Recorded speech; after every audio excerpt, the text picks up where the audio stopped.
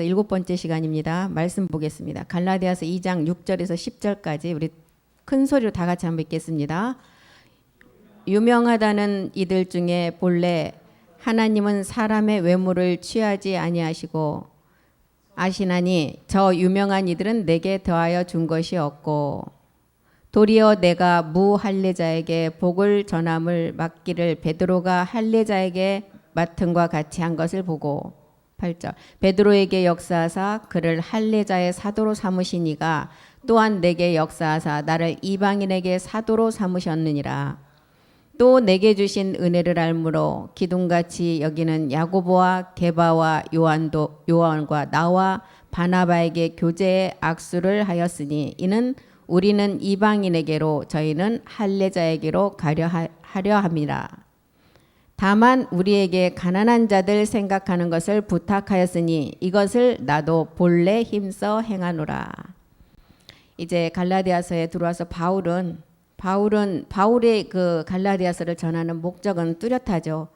나는 예수를 전하기 위해서 부름을 받은 종이 아니라는 거예요. 그리고 예수가 십자가에 죽어서 그리스도가 되는 죽음과 부활을 알리기 위한 사도라는 거죠. 그래서 사도 바울은 서신서나 노마서를 통해서 나는 그리스도의 종이다. 그리스도의 종으로 부름받아 택정함을 입었다고 계속 말씀합니다.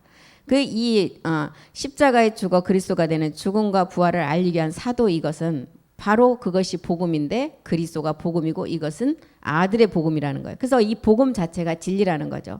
갈라디아서 2장 6절에 유명하다는 이들 중에 여기서 말하는 유명은 세상적인 유명함을 말하고 있습니다. 세상적인 유명함이 있는 유명세 떠는 사람을 택한 것이 아니라 하나님은 외모로도 취하지 아니하시고 유명한 자들을 내게 더하여 준 것이 없다고 이렇게 말씀하시죠. 유명한 이들을 더함이 없다는 것은 세상의 지식과 학식을 가진 자들에게 절대로 이 복음을 그 학식과 그 유명세 때문에 받을 수가 없고 이 복음으로 돌아올 수가 없다는 거예요. 베드로전서 1장 7절에도 하나님은 이 외모로 보시지 않고 그 사람의 행위를 가지고 판단한다 그랬어요. 베드로 전서 1장 17절 보겠습니다. 17절 외모로 보시지 않고 하나님은 외모로 보시지 않고 각 사람의 행위대로 판단한대요. 이 각 사람의 행위대로 판단하는 게 우리의 믿음의 행함이 되지 않는 육체를 가지고 판단한다는 거예요. 행위대로 판단하시는 자를 너희가 아버지라 부른즉 너희의 나그네로 있을 때를 두려워라. 옛사람을 가지고 아버지라고 부르면 누구에게 아버지라는 거예요. 그래서 사도 요한은 뭐라고 해서 너희는 너희 아버지가 마귀라고 이렇게 얘기하는 것입니다. 고린도서 11장 5절에도 사도 바울이 나는 지극히 큰 사도들보다 자기는 작은 자라는 거예요. 내가 지극히 큰 사도들보다 부족한 것이 조금도 없는 줄 생각하노라. 자기가 그렇게 많은 학식을 가지고 율법에 능한 자가 되어서 보니까 그것은 하나님 앞에 아무런 쓸모가 없다는 그것이 오히려 걸림돌이 되므로 사도 바울은 어떻게 했어요? 다 배설물로 여기고 모든 것을 다 버림으로 그리스도를 얻었다 그랬죠.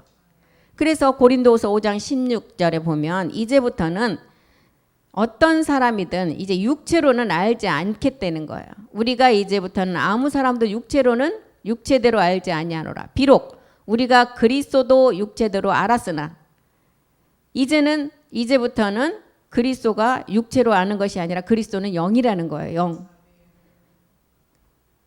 그래서 사도 바울이 이 육체를 가지고 자기가 육체를 가지고 있을 때는 사람에게서 난 자 중에 가장 학식으로 율법으로는 가장 뛰어난 자였어요. 가마리엘 문화를 받았다. 오늘날로 말하면 서울대학교에 거기서 공부하는 그 자부심이 대단한 거죠. 그런데 자기가 이제 육체를 깨닫고 나니까 이제부터는 육체대로 모든 것을 그리스도도 육체대로 알지 않고 이제는 영으로 보고 그 그리스도가 우리에게 어떤 복음으로 우리에게 오는지를 지금 설명하고 있죠. 그래서 갈라디아서 2장 7절에도 보면 도리어 내가 무할례자에게 복음 전함을 맡기를 베드로가 할례자에게 믿음과 같이 한 것을 보고 사도 바울은 자기가 유대인의 사람으로서 자기 민족을 굉장히 사랑하는 그 사도 바울이었지만 하나님의 부르심이 있었어요.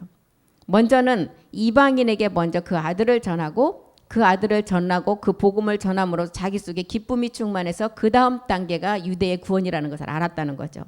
그래서 사도 바울이 항상 갈라디아서 1장 6절을 통해서 사도 바울이 강조한 게 그 아들을 이방에 전하기 위함이다.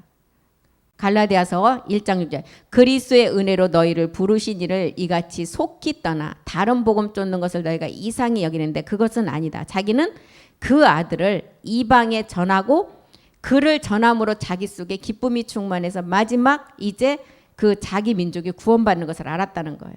2장 8절도 보겠습니다. 갈라디아서 2장 8절 베드로에게 역사하사 그를 할례자의 사도로 삼으시니가 또한 내게 역사하사 나를 이방인에게 사도로 삼으셨다는 거예요. 그래서 제가 계속 말씀드렸듯이 사도 바울은 예수님의 제자에도 속하지 않는 자였는데 마지막 이방의 복음을 전하게 하기 위해서 하나님이 택하신 사람이래요. 이방 사도로. 그래서 택한 이유를 분명히 알기 때문에 자기는 자기가 가진 학식이 있으면 그리스도의 종이 되지 못하므로 모든 것을 버려야만이 하나님께 쓰임받는 종이 됨을 알았다는 거예요. 그래서 로마서 11장 13절에도 내가 이방인인 너희에게 말한다. 내가 이방인의 사도인 만큼 내 직분을 자기는 영광스럽게 여긴다는 거예요. 골로새서 1장 29절도 보겠습니다. 이 직분을 영광스럽게 여기는 이유는 이제 자기 속에 있는 그 능력, 이 능력은 성경에서 말하는 능력은 십자가의 도의 능력이에요. 이를 위하여 나도 내 속에서 능력으로 역사하시는 이의 역사를 따라 힘을 다하여 이 복음을 이방인에게 전하신다는 거예요. 고전 15장 10절은 이렇게 내가 하나님 앞에 사도로 택정함을 받고 이방인에게 복음을 전하는 것은 자기가 지식과 잘남이 하나도 없다는 거예요. 무조건적인 하나님의 은혜라는 거예요. 나의 나된 것은 하나님의 은혜로 된 것이다. 내게 주신 그의 은혜가 헛되지 아니하여 내가 모든 사도들보다 더 많이 수고를 하였으니 내가 아니요 오직 나와 함께 하는 하나님의 은혜라는 거예요. 자기가 하는 것이 아니라 하나님이 자기와 함께 하셔서 이 은혜를 이방인에게 전하고 열매를 맺게 하신다는 것입니다. 갈라디아서 2장 9절도 보겠습니다. 내게 주신 은혜, 사도 바울에게 주신 은혜가 어떤 은혜였어요? 전적으로 하나님의 택해서 주신 은혜가 믿음으로 주셨다는 거예요. 믿음으로 주셔갖고 마지막 아들을 삼기 위한 은혜. 그래서 갈라디아서 2장 9절이요. 내게 주신 은혜를 알므로 기둥같이 여기는 야고보와 게바와 요한도 나와 바나바에게 교제의 악수를 하였으니 이는 우리는 이방인에게로 저희는 할례자에게로 가게 하려 함이니라. 에베소서 3장 8절에 보면 모든 성도 중에 지극히 작은 자보다 더 작은 자에게 하나님의 넘치는 은혜를 주신다는 거예요. 모든 성도 중에 지극히 작은 자보다 더 작은 나에게 이 은혜를 주신 것은 사도 바울이 자기에게 주셨다는 것이 아니에요. 이 말씀을 우리에게 주셨다는 이 은혜를 주신 것은 측량할 수 없는 그리스도의 풍성함을 이방인에게 전하게 하시려고. 로마서 12장 3절도 보겠습니다. 사도 바울이 자기에게 주신 은혜는 어떤 은혜였냐? 각 사람에게 말한다. 마땅히 생각할 그 이상의 생각을 품지 말고 오직 하나님께서 각 사람에게 나눠주신 믿음의 분량대로 지혜롭게 생각하라는 거예요. 그래서 우리가 자기에게 주어진 달란트가 무엇인지를 말씀을 통해서 잘 알아야 돼요. 남이 한다고 그 자리 가려고 하면 안 돼. 하나님은 각자에게 다 달란트를 주셨어요. 그렇기 때문에 남의 자리만 탐내지 마시고 그 자리를 부러워하실 것이 아니라 분명히 하나님이 마지막에 저에게 우리가 이 복음을 듣게 하시고 택하셨다면 분명히 할 달란트가 있고 할 일이 있기 때문에 택하셨다는 거예요. 그래서 각 사람에게 나눠주신 믿음의 분량대로 우리가 그 믿음의 분량을 찾아서 우리가 그 일에 지혜롭게 하나님 앞에 말씀으로 이뤄가야 된다는 것입니다. 갈라디아서 2장 10절도 보겠습니다. 2장 10절 다만 우리에게 가난한 자들 생각하는 것을 부탁하였다. 여기서 가난함은 마음이 가난, 심령이 가난한 자를 말하고 있어요. 가난한 자를 생각하는 것을 부탁하셨으니 이것을 나도 본래 힘써 행하노라. 우리의 가난함은 믿음의 이 가난함이 있어야만이 믿음의 부요함으로 채워진다는 거예요. 모든 것이 풍족하면 그 풍족함이 그 자리를 차지하고 있기 때문에 복음이 들어갈 수가 없다는 거예요. 심령이 그래서 가난한 자가 하나님의 나라를 볼 수 있다고 말했듯이 이 가난함을 통해서 너희를 이제 부요케 하신다는, 고린도서 8장 9절 보겠습니다. 이 부요케 하시는 것이 어떤 부요인가 한번 보겠습니다. 우리 주 예수 그리스도의 은혜를 너희가 아는 것이 이 부요함이라는 거예요. 은혜를 너희가 알거니와 부요하신 자로서 너희를 위하여 가난하게 되심은 그의 가난함을 인하여 너희를 부요케 하려 하심이라. 이 부요가 우리가 지금 살고 있는 우리의 물질의 부요가 아니라는 것입니다. 이 부요는 마음이 심령이 가난한 자가 얻는 마지막 부요함을 넉넉히 우리에게 주신다 그랬죠. 우리가 정말 어떤 환경과 어떤 환난에도 제재받지 않는, 먹어도 되고 먹지 않아도 되는 마지막 몸을 말하고 있어요. 그 몸으로 부요케 하신다는 거예요. 그래서 바울은 이렇게 갈라디아 교인들에게 내가 너희에게 전한 복음은 사람에게 받고 사람에게 가르침 받은 것이 아니다. 만약에 사람에게 받고 사람에게 가르침을 받았다면 복음이 아니라는 거예요.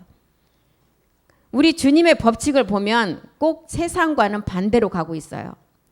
이 세상에 유명세가 있고 실력이 있는 자가 그 자리에 딱 앉혀놓고, 유명하고 실력 있는 자를 그 자리에 앉혀놓고 이 자를 본보기로 삼게 하고 모든 사람들이 다 해바라기로 그 사람만을 바라보게 만들어요. 그 사람이 샘플이 돼버리는 거예요. 다 그렇게 되기를. 그런데 그리스도 안에서는 반대예요.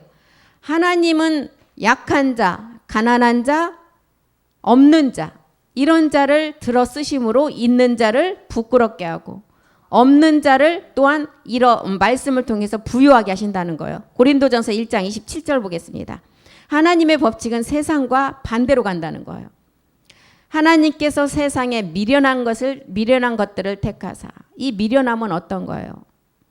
정말 머리가 나쁜 미련함을 말하는 게 아닙니다. 세상 지식을 정말 지식보다는 하나님 나라의 그리스도를 더 깨닫고 그 안으로 들어가는 그 미련한 것을 택하사 지혜 있는 자들을 부끄럽게 하려 하시고 세상의 약한 것들을 택하사 강한 것들을 부끄럽게 하려 하신다는 거예요. 이 세상 임금은 누구예요? 성경이 말하는 이 세상 임금. 예, 마귀, 공중권세 잡은 악한 영, 온 천하를 꿰는 자라 그랬잖아요. 에베소 2장 2절과 3절에 보면 공중권세 잡은 자다. 이 세상 왕은 너희가 그 가운데 행하여 이 세상 풍속을 쫓고 공중의 권세 잡은 자를 따랐으니, 우리는 공중의 권세 잡은 자를 따라갈 수밖에 없어요. 우리의 몸의 주관자가 이 공중 권세 잡은 마귀이기 때문에. 그 자들은 어떻게 한다고요? 모든 그 아들, 자기의 아들로 삼고 그 가운데 악한 영으로 역사해서 계속 사망으로 끌고 간다는 거예요. 에베소 2장 3절도 보겠습니다. 우리가 전이라는 시간에는 다 이런 자였어요. 전에는 우리도 다 그 가운데서 육체의 욕심을 따라 지내고 육체와 같은 육체를 가지고 진노의 자녀였지만 이제 전이라는 시간이 아니라 이제라는 시간이 왔다는 것입니다. 이제는 우리는 진노의 자녀가 아니라 이제 하나님의 종으로서, 하나님의 의의 종으로서 이제는 옛사람으로부터 진노의 자녀로부터 벗어나서 에베소서 2장 8절이 주시는 하나님의 은혜를 우리는 선물로 받은 자들이에요. 너희가 그 은혜를 인하여, 이 은혜는 내가 옛사람을 벗어버렸을 때 우리에게 주는 은혜잖아요. 은혜를 인하여 믿음으로 말미암아 구원을 얻었어요. 이것은 너희 자신에게서 난 것이 아니고 하나님의 선물이라는 거예요. 반드시 옛사람에서 벗어나야만이 하나님께서 주시는 이 선물이 있다는 거예요. 공중권세 잡은 천하를 깨는 자, 이 자들이 이제 마지막 계시록 12장 9절에도 보면 우리가 은혜를 선물로 받고 이제 이기는 말씀까지 우리가 가지고 가면 이 자는 이미 우리 안에서 큰 용이 내어 쫓겼다. 옛뱀, 마귀, 사단, 이 자는 어떤 자요? 온 천하를 꿰는 자다. 이 자가 땅으로 내어 쫓기니 그의 사자들도 저와 함께 내어 쫓기니라. 마지막에 이제 심판을 당하게 된다 그러죠. 첫 번째 용은 십자가에서 우리가 옛사람을 멸할 때 심판을 당했어요. 두 번째 우리가 이제 심판할 대상은 누시퍼라는 거예요. 우리가 마지막 아들들이 되어서 그 몸을 완성해서 백보자 심판을 하면 이제 어둠까지도 다 심판이 된다는 거예요.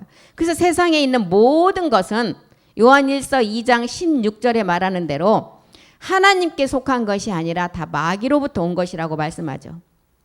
이는 세상에 있는 모든 것이 육신의 정욕, 보이는 안목의 정욕, 또한 명예를 쫓아가는 이생의 자랑, 이것은 아버지께로 쫓아온 것이 아니라는 거예요. 세상으로 쫓아온, 옛뱀 마귀, 온 천하를 깨는 자의 지배 아래 있는 세상으로 쫓아온 것이라는 것입니다.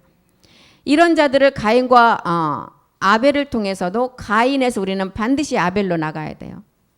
아벨이라는 예수님이 육신의 죄를 정해서 십자가에 죽어주는 아벨에 되어서 셋이라는 생명으로 나가야 된다는 것입니다. 그리고 이제는 에서처럼 육체의 정욕 가운데 있지 말고 야곱처럼, 야곱이 이제 태에서부터 자기는 장자의 축복권을 앉아요. 그런데 에서는 그 육신의 정욕 때문에 팥죽 한 그릇을 가지고 장자권을 팔아먹어버려요.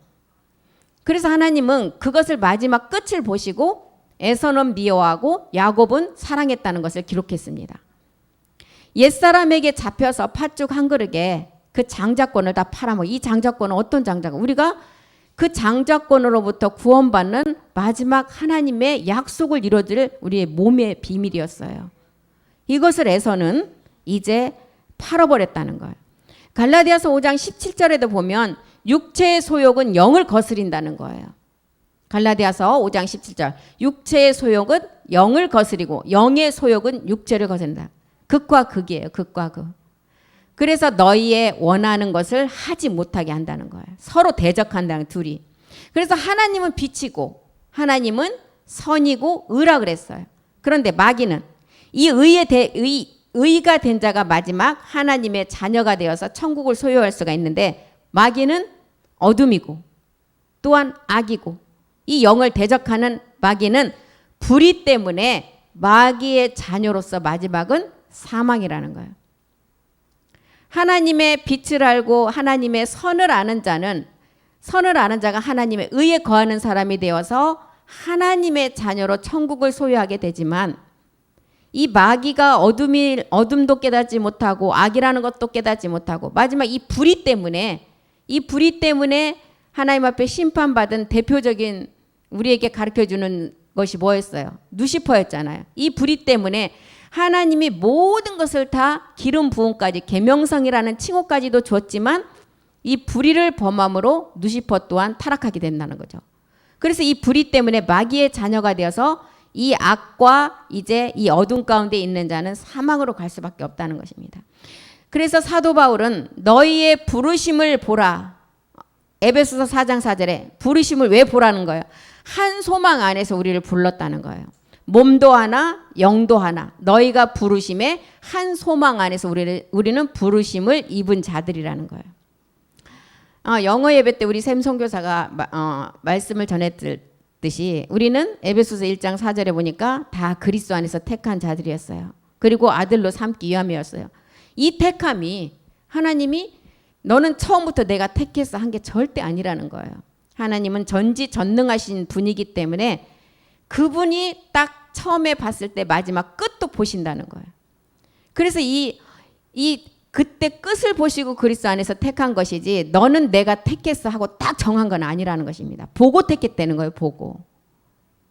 그래서 보고 택해서 사랑 안에서 마지막 거룩하고 흠이 없게 한다. 온영 아들이 되게 하신다는. 그래서 5절에 답이 나오잖아요. 이렇게 택해서 어떻게 했어요?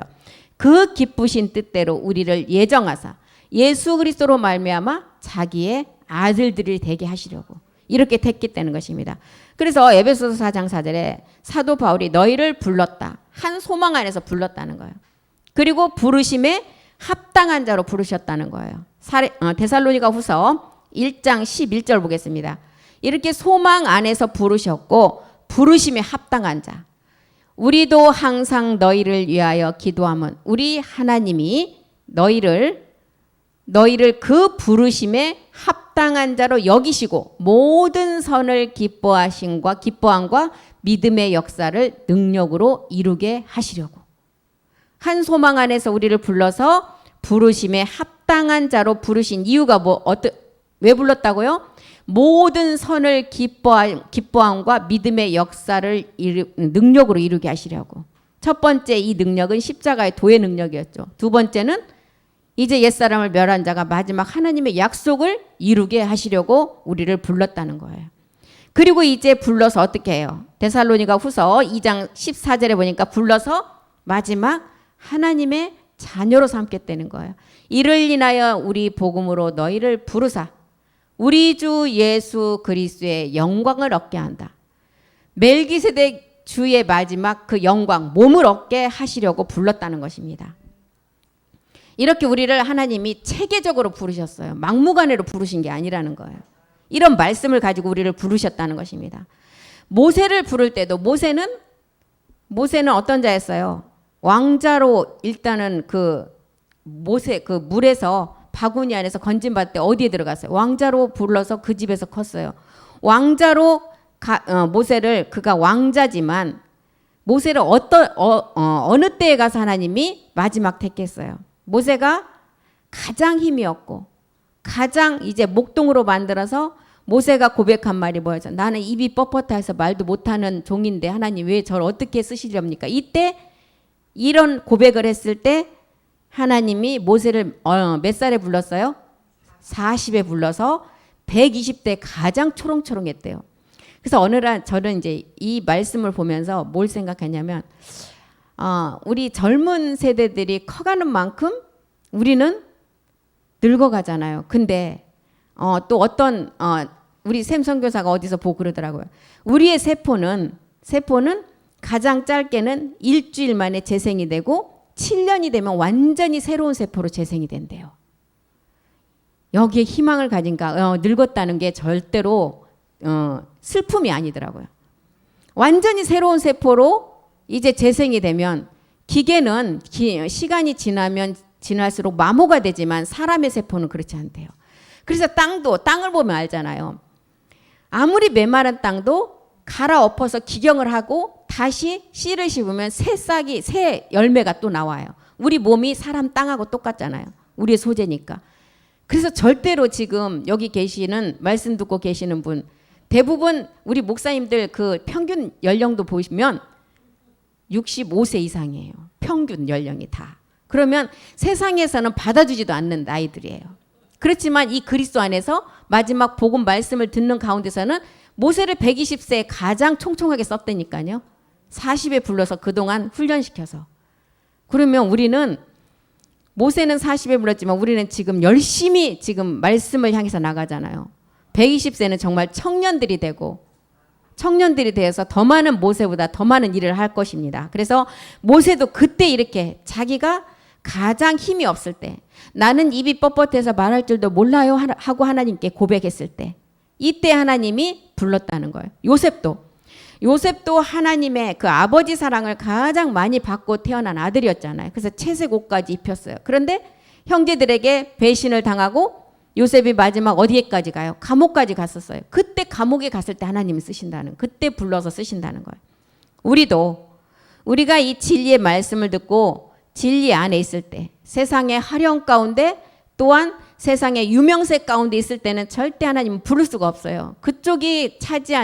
그쪽에서 잡아 당기는 힘이 세기 때문에 하나님은 절대 부를 수가 없어요. 그런데 우리의 육의 것을 다 버리고 그래서 고난이 왔을 때 기뻐하라는 이유가 그것 때문이에요. 고난이 왔을 때 자기를 돌아볼 수 있는 시간이 되잖아요. 우리의 육의 것을 다 버릴 때 그때 하나님께서도 아까 고린도전서가 말했듯이 가장 천하고 약하고 나약해 있을 때 우리를 부르시고 쓰신다는 것입니다. 그래서 사도 바울이 14년 후에 바나바와 디도를 데리고 예루살렘에 올라갔다 그랬어요. 이 올라간 이유는 뭐예요? 자기하고 똑같은 사도들도 모여서 얘기를 해보니까 자기처럼 사람에게 배운 것도 아니고 사람에게 가르침 받은 것도 아니고 오직 그리스도의 계시를 통해서 하나님께서 주신 그 말씀임을 알았다는 거예요. 그래서 예루살렘에 올라가서 그 계시로 인해서 이방인에게 그 아들을 전하기 위함이라는 것입니다. 갈라디아서 1장 4절에도 보면 복음은 그리스도께서 아버지 뜻을 따라서 악한 세대에서 우리를 건지셨다고 그랬어요. 그리스도께서 하나님 곧 우리 아버지의 뜻을 따라. 아버지의 뜻은 우리가 잘 알잖아요. 하나님의 뜻. 첫 것을 먼저 반드시 펴야 돼요. 그런 다음에 둘째 것을 세우고 이제 우리를 위해서 자기 몸을 첫 번째 이렇게 들이셨어요. 그리고 이제 우리를 왜 들이셨어요? 이제 우리가 마지막 아버지 나라의 그 몸을 얻게 하시기 위해서. 바울은 세상 진리를 이렇게 전하면 세상에 유명세를 가지고 있는 자, 세상에 지식이 많은 자, 이런 자들은 자기의 스스로의 의에 취해 있고 자기가 하는 행위가 선하다고 믿기 때문에 절대로 복음을 받아들이지 않는다는 거예요. 모든 사람들이 자기가 샘플이 되어서 우러러보는 대상이잖아요. 그렇기 때문에 이 복음을 받을 수가 없다는 것입니다. 우리에게 알려주는 대표적인 예가 부자 청년에게 그랬잖아요. 부자 청년이 제가 어떻게 해야만이 하나님 나라에 천국에 갈 수 있냐고 묻잖아요. 그럴 때 하나님 뭐라 그랬어요? 네 소유를 다 팔아라 그랬어요. 그러면 이 말씀이 소유를 팔아라는 게 자기가 가지고 있는 재산을 팔으라고 한 게 아닙니다. 하나님이 그 소유를 팔아. 자기 소유는 뭐예요? 우리를 잡고 있는 소유는 마귀이기 때문에 그 옛사람을 십자가에 못 박고 그리스도 안으로 들어야만이 영생을 얻을 수 있다는 것을 가르쳐 주기 위함입니다. 그런데 서기관들이나 바리새인 율법사들이 영생을 얻을 수 없는 이유가 뭐예요? 그 자들은 부활을 믿지 않는다는 거예요. 부활을 믿지 않기 때문에 영생을 얻을 수가 없고, 그래서 마가복음 10장 25절을 통해서 그 자들에게 뭐라 그랬어요? 너희는 천국 가기가 약대가 바늘기 들어가는 것보다 더 힘들다는 거예요. 약대가 바늘기로 나가는 것이 부자가 하나님 나라에 들어가는 것보다 더 어렵다는 거예요. 부자가 천국 가기가 더 어렵다는 거예요. 이것은 하나님의 진리가 무엇인지도 모르고 복음이 무엇인지도 모르고 자기 의에 스스로 빠져서 자기의 그 유명세가 하나님 앞에 선하다고 생각하는 거예요. 그래서 바울이 아까 예루살렘에 올라간 목적은 유명한 자를 만나기 위해서 올라간 것이 아니에요. 유명한 자를 만나러 가기 위해서 올라간 것이 아니라 베드로 같은 자, 주님의 제자들을 만나서 이제 자기와 똑같은 그 그리스도의 계시를 받은 사도들을 만나서 그 복음을 같이 나누다 보니까 사람에게 배운 것이 아님을 확실하게 거기서 말씀을 통해서 확증을 받는다는 거예요. 그래서 하나님은 심령이 가난하고 애통한 자에게 위로하고 온유한 자에게 또 하나님의 말씀을 주셔서 의에 주리게 하고 목마른 자에게 하나님이 함께 하시지 목마르지 아니하고 자기 스스로가 선하다고 생각하는 자, 자기의 그 높은 위치에 있는 것 때문에 자기는 모든 사람 앞에 다 우러러보는 대상으로 자기 자만에 빠진 자들은 절대 이 복음을 받을 수가 없다는 거예요. 사도 바울도 다메섹 도상에서 자기의 그 주님을 만나지 못했다면 자기도 똑같은 자라는. 그래서 사도 바울이 뭐라 그래요? 유명세를 떠는 자들에게는 이 복음을 줘도 받지 않는다는 것을 사도 바울이 자기 스스로가 말하는 거예요. 자기 자신을 받기 때문에. 사도 바울도 다메섹 도상에서 빛 가운데 주님을 못 만났다면 이 복음을 절대 받을 사람이 아님을 자기도 안다는 거예요. 사도행전 9장 18절에 아나니아라는 주님의 제자가 사도 바울에게 안수를 했을 때 그 눈에서 비늘이 벗겨져서 다시 보게 된 걸 알았죠. 이 비늘이 사도 바울의 옛사람이라는 거예요. 사울의 눈에서 비늘 같은 것이 벗겨져 다시 보게 돼요. 이제 영적 소경이 이제 보는 자가 되었다는 거예요. 영적 소경이 돼야만이 우리가 보는 자가 되지 스스로 눈 떴다고 하는 자는 절대로 볼 수가 없다는 거예요. 바울이 자기 스스로가 이렇게 눈에 비늘이 벗겨져서 다시 보게 된 것처럼 이 비늘이 벗겨지기 전에는 빌립보서 3장 5절 6절을 통해서 자기 스스로가 나는 자기가 그러죠. 내가 8일 만에 할례를 받았고 이스라엘의 족속이고 베냐민의 집하고 히브리인 중에 히브리인이고 율법으로는 흠이 없는 바리새인이라고 그랬어요. 6절도 보겠습니다. 이런 자가 열심으로 교회를 핍박하고 율법의 의로는 흠이 없는 자였어요. 비늘이 벗겨지기 전에는 이런 자가 가마리엘 문화에서 교육받았고 로마의 시민권을 항상 상류층의 삶을 다 살아본 사도 바울이 자기가 그런 삶을 살아왔기 때문에 유명하다라는 유명세를 떠는 자들에게는 이 복음을 받을지 안 받을지를 사도 바울은 너무 잘한다는 거예요. 우리 주님도 그랬잖아요. 이 값진 복음을 개나 돼지에게는 주지 말라 그랬습니다. 성경에서 말하는 돼지는 누구를 말하고 있어요? 영적 거짓 선지자, 영적으로 말하는 거짓 선지자들에게 말하고 있어요. 마태복음 7장 6절 보겠습니다. 개나 돼지는 어떤 걸 좋아해요? 지저분한 것을 좋아해요. 거룩한 것을 개에게 주지 말며 너의 진주를 돼지 앞에 던지지 말라. 저희가 그것을 발로 받고 돌이켜 너희를 찢어 상할까 염려된다는 거예요. 항상 개나 돼지를 보면 더러운 것을 좋아해요. 죄와 불의 가운데 있는 자를 말하겠어요. 복음을 이들에게는 절대 주지 말라는 거예요. 베드로서 2장 22절에도 베드로는 또 예수 그리스도를 안 다음에 다시 죄에 얽매인 그 자를 개나 돼지라고 기록을 했어요. 참 속담에 이르기를 개가 그 토하였던 곳에 돌아가고 돼지가 씻었다가 더러운 구덩이에 도로 누웠다는 말이 저희에게 응하였다. 절대로 이 복음, 귀한 복음을 진주 같은 복음인데 그들에게는 주지 말라는 거예요. 왜요? 짓밟고 진 이기기 때문에. 마태복음 16장 6절에도 보면 우리 주님이 제자들에게 또 그랬죠. 바리새인의 누룩을 조심하라 그랬어요. 경고를 하셨어요. 예수께서 이르시되 삼가 바리새인과 사두개인들의 누룩을 주의하라. 바리새인은 어떤 자예요? 율법에 가장 능통한 자예요. 아까 사도 바울처럼. 비늘이 벗겨지기 전에 사도 바울이 이 율법에 엄청난 능통한 자라고 자기 자신이 스스로가 얘기했어요. 그리고 사두개인은 누구예요? 부활을 믿지 않는 자가 사두개인이라는 거예요. 그래서 이 율법에 능통한 율법과 부활을 믿지 않는 그 누룩의 말씀을 주의하라는 거예요. 디모데후서 2장 16절도 한번 보겠습니다. 바리새인 사두개인 이런 자들은 어떤 얘기를 하냐? 디모데후서 2장 16절 10절 망령되고 헛된 말을 해요. 그리고 경건치 아니하며 점점 빠져들게 만들어요. 17절 보겠습니다. 이런 자의 말은 저희 말은 독한 창질에 썩어져가는 마지막 사망으로 끌고 가는 말씀이라는 거예요.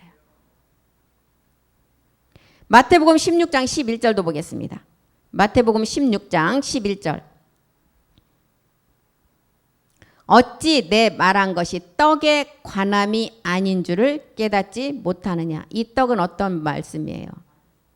마지막 이 사두개인과 바리새인을 주의하라는 말씀 단계는 옛사람을 가지고 있을 때를 말하는 게 아니에요. 두 번째 단계를 말하고 있죠. 그래서 이 떡은 마지막 보좌 우편의 말씀을 말하고 있어요. 떡에 관한 관함이 아닌 것을 왜 깨닫지 못하느냐. 그래서 율법주의자들과 사두개인 부활을 믿지 않는 자들 이런 자들에게 이 떡에 관한 말씀을 절대 알아듣지 못한다는 거예요. 이 적은 누룩이 갈라디아서 5장 9절에 보니까 온 몸에 퍼진다는 거예요. 이 적은 누룩이 온 덩이에 퍼지느니라. 이 누룩이 한번 들어오면 전체가 다 이제는 퍼져서 손쓸 수 없는 데까지 가. 그래서 절대로 사두개인과 바리새인의 누룩을 조심하라고 우리 주님이 경고를 했습니다. 사도 바울은 나는 사도의 부름을 받아서 하나님의 택한 종이다.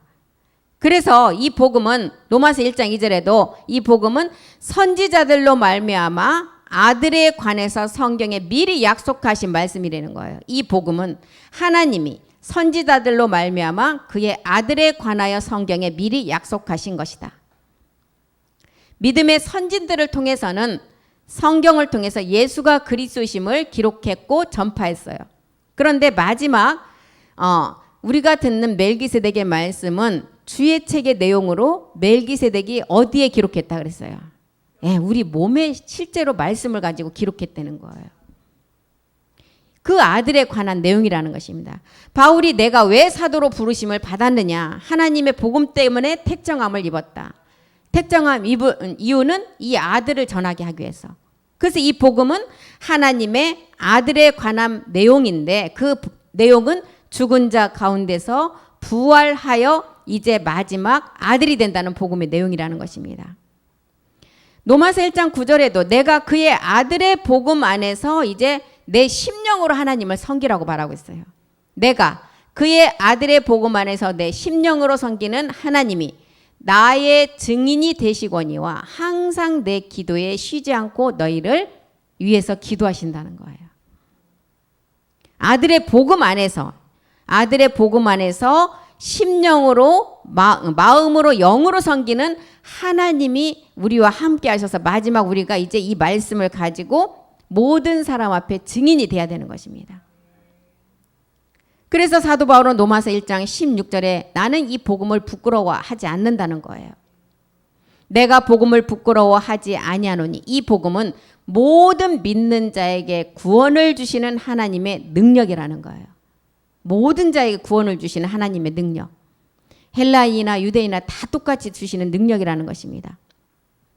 그래서 이 복음을 받을 때 디모데후서 1장 8절은 이제 너희가 복음을 받을 때는 반드시 고난이 올 것이다. 내가 우리 주의 증거와 또는 주를 위하여 갇힌 자 된 나를 부끄러워 말고 오직 하나님의 능력을 쫓아 복음과 함께 고난을 받으라는 거예요. 이 고난은 기쁨의 고난이라는 것입니다. 우리가 알고 가는 고난이에요. 이 고난 뒤에 기쁨이 있어요. 항상 이 고난 때문에 고난 후에 오는 기쁨을 갈라디아서 사도 바울은 갈라디아서 4장 19절에 분명히 기록해냈잖아요. 해산의 수고 뒤에는 반드시 생명의 기쁨이 있다는 것입니다. 나의 자녀들아 너희 속에 그리스도의 형상 이제 멜기색 주와 똑같은 그 몸을 이루는 형상을 이루기까지 다시 너희를 위해서는 그 형상을 이루려면 반드시 해산하는 수고가 있어야 된다는 거예요. 디모데후서 1장 12절도 한번 보겠습니다. 고난을 받되 부끄러워하지 말래요. 마지막 확신이 있기 때문에. 이를 인하여 내가 또 이 고난을 받되 부끄러워하지 아니함은 나의 의리한 자를 내가 알고 또한 나의 의탁한 것을 그날까지 저가 능히 지키실 것을 확신하기 때문에 고난을 부끄러워하지 않는다는 것입니다. 그래서 이제 이 고난을 부끄러워하지 않고 마지막 이제 복음은 로마서 1장 17절이 말하는 하나님의 의가 나타나는 복음이에요. 그런데 이 하나님 의가 나타나는 복음은 오직 의인의 믿음으로 된다는 것입니다. 복음에는 하나님의 의가 나타나서 믿음으로 믿음에 이르게 하고 이제 마지막 오직 의인의 믿음을 통해서 영원히 하나의 몸을 이루는 임마누엘이 된다는 거예요. 오직 의인의 믿음 하나님의 의가 나타나지 않으면 복음이 아니라는 것입니다. 그래서 복음을 진리의 말씀이라고 했어요. 첫 번째는 예수와 함께 우리가 죽음으로 그리스도가 내 안에 오는 이 복음. 두 번째는 완전한 하나님의 남겨놓은 약속을 이루는 게 이 복음이라는 거예요. 그래서 가장 기쁜 소식이에요. 2000년 전에 우리 주님이 십자가에 몸들여 주실 때는 예수가 그리스도가 되는 가장 기쁜 소식이었어요. 이제 우리가 마지막 가장 기쁜 소식은 어떤 소식이에요? 우리가 이 낮은 몸이 영광의 몸을 얻어서 하나님께 실상의 그 주의 영광으로 드러내는 몸이라는 거예요. 그래서 사도 바울이 이것 때문에 나는 모든 것을 배설물로 여겼다는 거예요. 배설물로 여겨야만이 그리스도를 얻을 수가 있기 때문에. 내가 가진 은은 하나님께 난 의가 아니라는, 그래서 모든 것을 배설물로 여기고 나니까 이제 빌립보서 3장 9절에 내가 가진 은은 율법의 행위에서 난 것이 아니라는 거예요. 그 안에서 발견된다. 멜기세덱 그리스도 안에서 발견되는 그 의를 보니까 율법에서 난 것이 아니고 오직 그리스도를 믿음으로 말미암은 것인데 곧 믿음으로 하나님께 난 의라는 거예요. 하나님께 난 의, 오직 의인의 믿음을 가지고 우리가 얻는 믿음입니다. 그래서 이 의가 왔다면 우리는 날마다 갈라디아서 2장 20절을 우리가 예배 때마다 예배 시간마다 고백하는 내용이잖아요. 내가 그리스도와 함께 십자가에 못 박혔다. 이미 못 박혔어요. 이제 내가 산 것이 아니라 내 안에 그리스도께서 사셔서 이제 나는 하나님의 아들을 믿는 믿음 안에서 산다는 거예요. 디모데후서 1장 9절에도 하나님이 우리를 부르신 것이 우리의 행위를 보고 부르신 것이 아니라는 거예요. 하나님이 우리를 구원하사 거룩하신 부르심으로 부르심은 우리의 행위대로 하심이 아니고 오직 자기의 뜻과 영원한 때 전부터 그리스도 예수 안에서 우리에게 주신 은혜대로 하심이라는 거예요. 그리스도 안에서 우리를 택한 게 마지막 끝을 보시고 택해서 아들로 삼기 위함이고 마지막 거룩하신 부르심으로 부르셔서 이제 우리에게 주신 은혜대로 각자의 달란트대로 하나님이 마지막을 거룩하고 온전하게 세우신다는 것입니다. 그 은혜를 주시고 이제 우리에게 이제 마지막 디모데후서 1장 10절에 보니까 사망을 패하시고 복음으로써 생명과 썩지 아니할 것 몸으로 드러내셨다는 거예요. 이제는 우리 구주 그리스도 예수의 나타나심으로 말미암아 나타났다. 우리 구주 예수는 누구를 말하고 있어요? 멜기세덱 주를 말하고 있죠. 멜기세덱 주가 나타나심은 저는 사망을 패하시고 복음으로써 생명과 썩지 아니할 것. 생명과 썩지 아니할 것은 우리가 죽지 않는 몸이에요. 몸을 말하고 있어요. 그것으로 드러내신다는 거예요. 사망을 패하셨어요. 뭐 때문에 패하셨어요? 우리의 옛사람의 불법 때문에 사망으로 패하셨어요. 왜요? 결과는 사망이기 때문에. 그리고 이제 생명과 썩지 아니할 것으로 드러내셨다는 거예요. 그래서 우리 주님이 이것 때문에 에베소서 2장 15절에도 이제 십자가에서 죽으심으로 사망을 패하셨다는 거예요. 원수된 것. 하나님과 원수된 우리의 불법이죠. 의문에 속한 계명의 율법을 자기 육체로 패하셨다. 패하신 이유는 둘로 자기 안에서 한 세 사람을 지어서 마지막 화평하게 하는 몸을 이루시게 하시려고. 그리고 이제 몸을 들이심으로 골로새서 2장 14절에 이제 우리는 우리에게 의문에 쓴 증서를 다 도말하셨어요.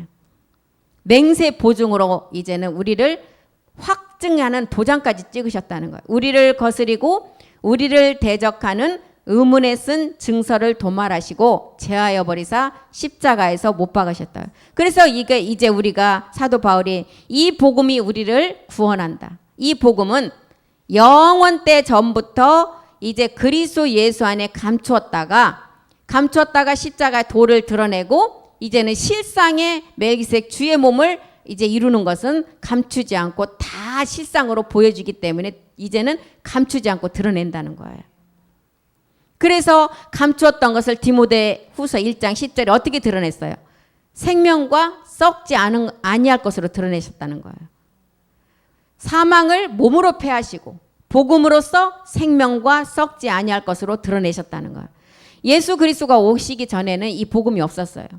예수 그리스도가 이제 나타나심으로 복음이 이제 나왔고 우리 주님이 오시기 전에는 이 복음이 없었다는 거예요. 복음의 증거를 하기 위한 그림자는 있었죠. 그래서 세례 요한이 우리 주님이 오시기까지 이 땅에 오실 준비를 다 말씀을 가지고 다 했다는. 그래서 세례 요한을 이 땅에서 여자가 난 자 중에 여자가 났다. 여자라고 표현한 것은 뭐예요? 모든 인류가 가지고 있는 불법 때문에 여자가 난 자 중에 가장 큰 자라고 표현을 하는 것입니다. 우리 주님이 오시기 전에는 복음이 없었고 복음을 증거하기 위한 그 세례 요한이 모든 것을 준비했던 것처럼 우리 주님이 오시고 나니까 이제부터는 복음이 시작되었고 그때부터는 어떻게 했어요? 율법과 선지자는 세례 요한의 때까지였지만 그 후부터는 하나님 나라의 복음이 전파된다 그랬어요. 그래서 세례 요한은 뭐라고 했어요? 나는 빛이 아니라 그랬어요. 이 빛에 대해서 증거하러 온 자라 그랬어요. 세례 요한은.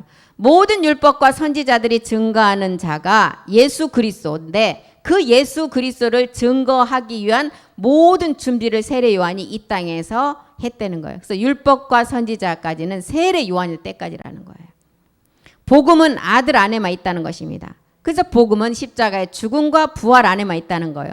이 죽음과 부활이 없다면 복음이 아니라는 것입니다. 사도 바울도 베드로도 요한도 우리에게 복음을 전할 때 사망을 패한 다음에 생명과 이제 썩지 아니할 것을 드러내는데 이것이 복음이라는 거예요. 복음에는 반드시 하나님 의가 나타나야 돼요. 이 의가 하나님의 의라는 것입니다. 하나님의 의는 내가 먼저는 그리스도를 믿고 그리스도 영이 우리 안에 와서 이제 내 안에 그 그리스도가 사심으로 이제 그 그리스도를 통해서 이제 날마다 자라가라는 거예요. 어떻게 자라가요? 보좌 우편의 말씀을 가지고. 그래야만이 생명과 썩지 아니할 것으로 우리가 마지막을 잊게 된다는 거예요. 사도 요한은 요한일서 1장 2절에 이제 그 생명이 나타났대요. 어떻게 나타났어요? 말씀으로 지금 우리가 그 말씀을 듣고 깨달아 감으로써 나타났어요. 이 생명이 나타난 바 된지라. 이 영원한 생명을 우리가 보았어요. 어떻게 보았어요? 우리는 말씀으로 보고 알게 된다는 거예요. 증거하여 너희에게 전한다. 이는 아버지와 함께 계시다가 우리에게 나타내신 바 되니. 아버지와 함께 계셨다는 세계는 창세 전의 세계예요. 보좌 우편의 세계의 말씀을 우리에게 이제 나타내시려고 이제 그 생명을 우리에게 먼저 나타내시게 하셨다는 겁니다. 그래서 디모데후서 1장 11절에도 이렇게 이 생명으로 나타내신 이 복음은 이제 이 복음을 위해서 사도와 교사로 이제 세우심을 입는다는 거예요. 그래서 복음이라는 것은 사망을 패하시고 이제 생명으로 나타나게 하는 건데 반드시 하나님 의가 이 복음에 나타나야 된다는 거예요.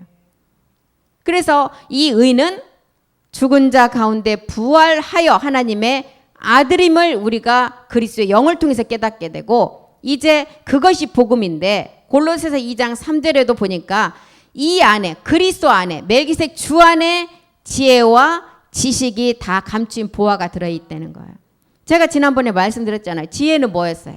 그 안에 있는 지혜는 그리스도의 영, 지식은 참하늘 보좌의 말씀의 마지막 약속의 말씀이에요. 그 안에 우리가 처음에 이제 복음의 내용 처음 깨달았을 때는 그 안이 그리스도 안으로 알았잖아요.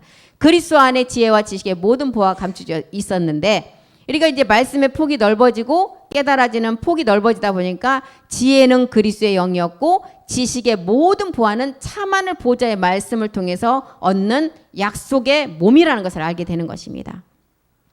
에베소서 3장 19절에도 그 안에 있는 지혜와 지식의 모든 보화는 우리가 그 넓이도 측량할 수가 없고 높이와 길이도 측량할 수가 없다는 거예요. 그 넓이와 길이와 높이와 깊이가 어떠한 하나님의 말씀의 이 넓이와 길이와 높이를 말하고 있어요. 하나님의 그 말씀이 얼마나 깊고 넓고 긴지 우리는 모든 그 안에 하나님의 모든 충만하신 말씀이 그 안에 다 들어있다는 거예요. 그래서 골로새서 1장 23절에 사도 바울은 나 바울은 이 복음의 일꾼이 되었다 이렇게 고백하죠. 만일 너희가 믿음에 거하고 터위에 굳게 서서 들은 바 복음의 소망에서 흔들리지 아니하면 이제 어떻게 된다? 이 복음은 천하 만민에게 전파가 되고 나 바울은 이 복음의 일꾼이 되었노라. 이제 우리도 이런 고백을 해야 되겠습니다. 이제 믿음에 거하고 터위에 굳게 서져서 말씀으로 굳게 서졌다면 이제 복음의 소망에서 흔들리지 않은 믿음을 가지고 바울처럼 누구는 이 복음의 일꾼이 되었노라는 고백이 있어야 되는 것입니다. 그래서 이 비밀은 이것이 비밀인데 왜 이 비밀을 우리에게 주셨어요? 일꾼으로 삼기 위해서 복음의 바울이 바울은 이 복음의 일꾼이 되었다는 것처럼 골로새서 1장 25절에 보니까 내가 그의 일꾼 된 것은 마지막 하나님이 기록한 이 말씀을 이루려고 하신다는 거예요. 내가 교회의 일꾼 된 것은 하나님이 너희를 위하여 내게 주신 경륜을 따라서 하나님 말씀을 이루게 하시려고 26절에 이 말씀을 만세와 만대로부터 감췄다가 이제 그의 성도가 된 자들에게 나타났다는 거예요. 그래서 이제 이렇게 사도 바울이 갈라디아서 2장 6절에 와서 복음은 반드시 진리의 말씀인데 그 복음은 아들의 복음이다.